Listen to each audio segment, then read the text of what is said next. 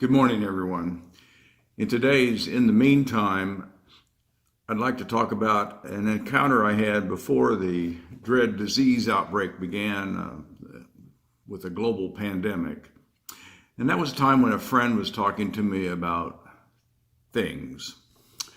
Things as in, how are things going? Or what do you think about the things going on? The word in this context is used as a magnet to drag up from the recipient anything that it sticks to. Anything from one's personal life to family issues to church concerns to the terrible duck hunting season to more regional, national, or global concerns. Anything that sticks to the magnet becomes the thing. I responded with the things I've been writing about. I'll have some coffee here. Things that concern me about the future and things that are also deeply moral issues about which our church tends to say and do almost nothing. Things like climate change and glaciers in Greenland melting 7 times faster than predicted by any climate model.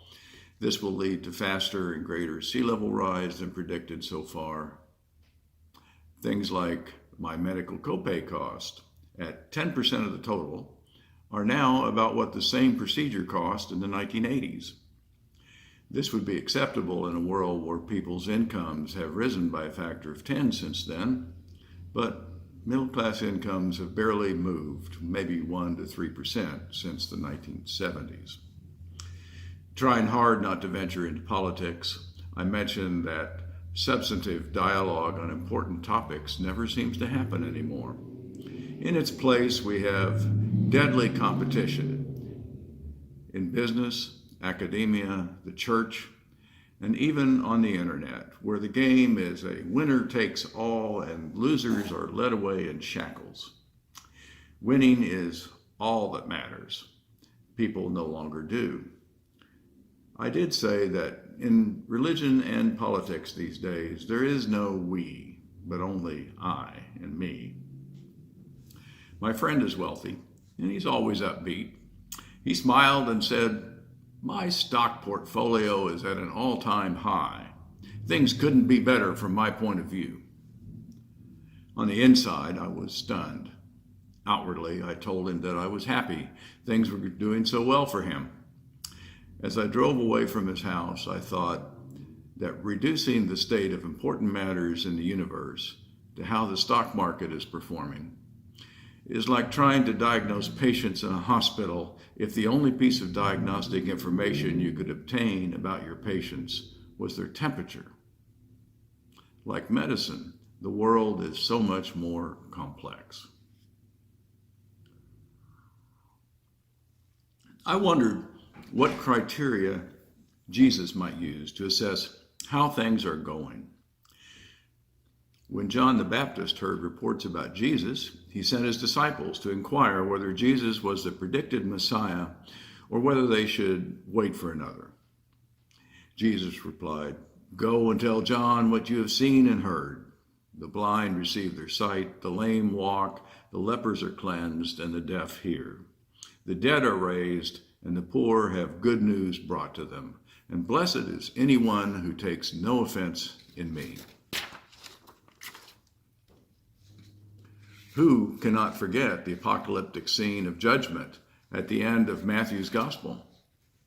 About the time when the Son of Man comes again in glory to judge us, what criteria will he use to decide whether we are sheep or goats? The sheep are those who will sit at God's right hand and inherit the kingdom intended for them. Matthew doesn't say much about what happens to the goats, but the implication is they will not have a very good time. Jesus' sheep-goat criteria are simple. I was hungry and you gave me food. I was thirsty and you gave me something to drink. I was a stranger and you welcomed me. I was naked and you gave me clothing. I was sick and you took care of me. I was in prison and you visited me. Jesus ends this description of judgment by bringing it all home. Inasmuch as you have done it to the least of these, the least of the people in your society, you have done it to me. Notice here that being judged worthy to become a sheep in the kingdom of God has nothing to do with dogma or personal belief. It is all about your choices and your personal action. I'm afraid that if we had a discussion with Jesus today about how, quote, things are going, he might reply with statistical facts about our nation. Facts like the middle-class worker has improved his productivity 700% in the last 50 years, while that same worker has seen their real income increase by 2 or 3% in the same period. Or that nearly 20% of our children in the United States spend most of their time hungry. The wealthiest nation in the world has its elderly go bankrupt paying medical copay bills in retirement. Entire communities have lead in their water for decades, poisoning children. Or that for 1,500 years before Jesus, the Bible encouraged people to treat immigrants with respect and compassion, but not in this country today. I doubt if Jesus would even mention how the stock market is doing.